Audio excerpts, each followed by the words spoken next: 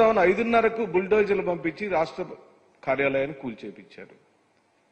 నిజంగా ఆశ్చర్యం వేసింది. అక్రమ కట్టడాలన్నిటినీ కూల్చివేయటమే ప్రభుత్వం యొక్క విధానమైనప్పుడు ఈ రాష్ట్రంలోని అక్రమ కట్టడాలన్నిటికి సంబంధించిన సమాచారం మీరు అనుకుంటే 5 నిమిషాల్లో మీరు తెప్పించుకోగలుగుతారు.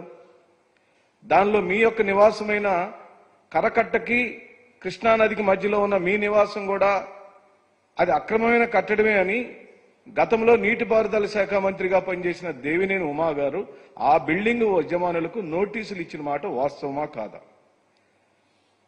ఈ రోజున హైకోర్టు ఇచ్చిన ఆదేశాల మేరకు ప్రభుత్వంచే లీజుకు తీసుకున్న స్థలంలో కార్యాలయాన్ని నిర్మించుకున్న మేము ఏం తప్పు చేశామని అడుగుతున్నాం. ఏ పార్టీ కార్యాలయాలైనా ప్రభుత్వ భూమికి సంబంధించిన భూములను ఒక అర్జీ ద్వారా మాకు కావాలని అడిగినప్పుడు ఆ ప్రభుత్వం సమ్మతిస్తే అక్కడ నిర్మాణాలు జరుగుతాయి. ప్రభుత్వం సమ్మతించింది కాబట్టే నిర్మాణం జరిగింది. ఏ పార్టీ కార్యాలయాలైనా ఆ విధంగానే అడుగుతారు, లీజుకు తీసుకుంటారు, నిర్మాణాలు చేస్తారు, తర్వాత ప్రభుత్వాలకు అప్పజెప్పే కార్యక్రమాలు జరుగుతుంది. ఇలాంటి కార్యక్రమాలు ఒకవైపున చేస్తూనే ఈ రోజున స్పీకర్ గారిని నిర్ణయించారు. వాళ్ళ సొంత వ్యవహారం లాగా ఒక నిర్ణయం తీసుకున్నారు. ఈ రాష్ట్ర ప్రజలందరూ కూడా గమనించాలి. మేము బలహీన వర్గాలకు సంబంధించిన అయ్యన్న పాత్రుడు గారు, ఆ బీసీ సామాజిక వర్గానికి సంబంధించిన వారు స్పీకర్ స్థానంలో కూర్చోటాన్ని మేము స్వాగతిస్తున్నాం.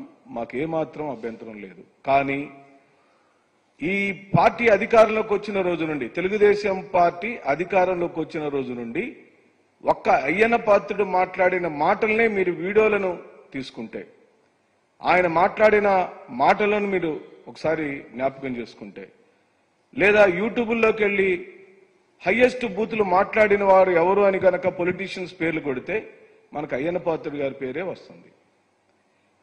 అది మీ సొంత నిర్ణయము, మాకు అభ్యంతరం లేదు. కానీ రాజ్యాంగపరంగా సాంప్రదాయాలను తుంగలో తొక్కి మీరు అయ్యన్న పాత్రుడు గారిని స్పీకర్గా నిర్ణయించేటప్పుడు అత్యధిక ప్రతిపక్ష పాత్రలో ఉన్న మేము అనగా వైఎస్ఆర్ కాంగ్రెస్ పార్టీని మీరు సంప్రదించారా?